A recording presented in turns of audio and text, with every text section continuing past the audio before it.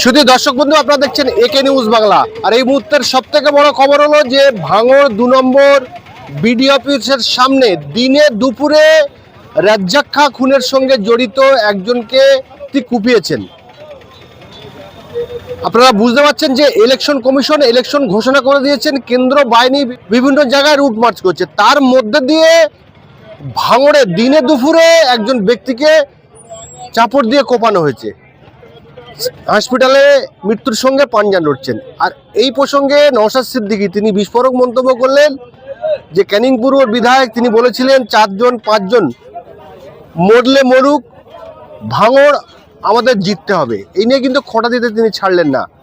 আতঙ্কে রয়েছে ভাঙড়ের মানুষ। আপনারা জানেন যে কয়েকদিন আগে ভাঙড়ের একটি জায়গায় বোমা মারতে গিয়ে 3 থেকে 4জন আহত হয়েছে, একজন নিহত হয়েছে। তৃণমূল নেতা ওহিদুল ইসলাম তাকে খুঁজে পাওয়া যাচ্ছে না। আরেকদিকে আমরা দেখতে পাচ্ছি যে ক্যানিং পূর্বে আরাবুল ইসলাম আইএসএফের প্রার্থী হয়েছেন এবং তিনি সমস্ত জায়গায় প্রচার করছেন। আরাবুল ইসলাম দাবি করছেন যে আমাকে প্রচার করতে বাধা দেওয়া হচ্ছে বিভিন্নভাবে। কেমনভাবে? যে জায়গায় তিনি প্রচারে যাচ্ছেন সেই জায়গায় মাইকিং করে তৃণমূলের নেতারা বলে দিচ্ছেন যে দোকান প্রচারই বন্ধ রাখতে হবে। তৃণমূলের নেতারা পাড়ায় পাড়ায় গিয়ে বলে দিচ্ছেন যে আরাবুল ইসলাম এই রাস্তায় আসছে, আপনারা রাস্তায় উঠবেন না। এবং নওশাদ সিদ্দিকী এও দাবি করছেন যে এই ব্যক্তিগুলোই যখন বাহারুল ইসলাম ক্যানিং এর প্রার্থী ঘোষণায় এরাই কিন্তু আন্দোলন করেছিল, আর আজকে তারাই এই আরাবুল ইসলামকে ভোট দেওয়ার জন্য মানুষকে ধমকাচ্ছে চমকাচ্ছে।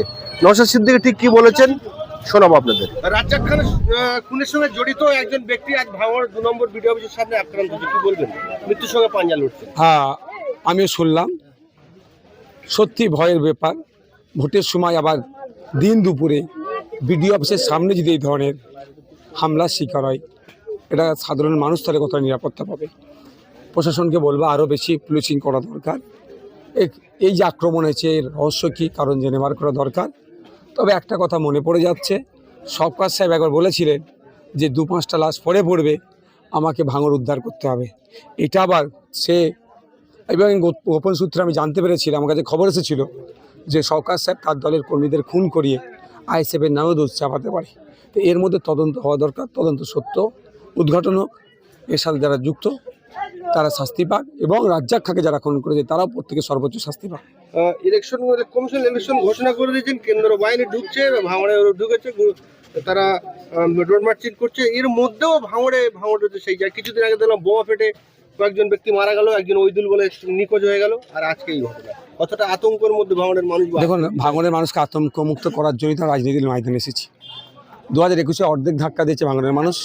2024-এ তাদের কাছে গোল্ডেন চান্স ভাঙড়কে চিরকালের জন্য বোমগুলি পিস্তল মুক্ত করা এবং রাজ্যের মানুষকে বার্তা দেওয়া যে ভাঙড় কোনো নোটোরিয়াস ক্রিমিনালকে গ্রহণ করবে না।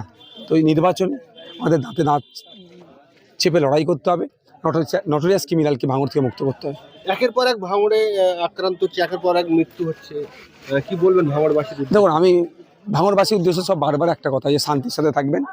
আজকেও আমি বক্তব্য দিতে দেখি কী বললাম, যদি দেখেন যে আইএসএফের ছেলেরা কোনো একটা ঝামেলা করতে চাইছে, থানাকে খবর দিয়ে দেবেন। কেন? আমি ঝামেলার পক্ষে নয়। পঞ্চায়েত নির্বাচনে আমি মমতা ব্যানার্জির কাছে ছুটে গিয়েছিলাম, খেয়াল আছে কি বলেছিলাম? উনি সময় দেননি, যদি আমার প্রার্থী মনোনয়ন প্রত্যাহার করে নিতে হয়, ভাঙড়ে যদি শান্তি ফিরে, আমি রাজি আছি।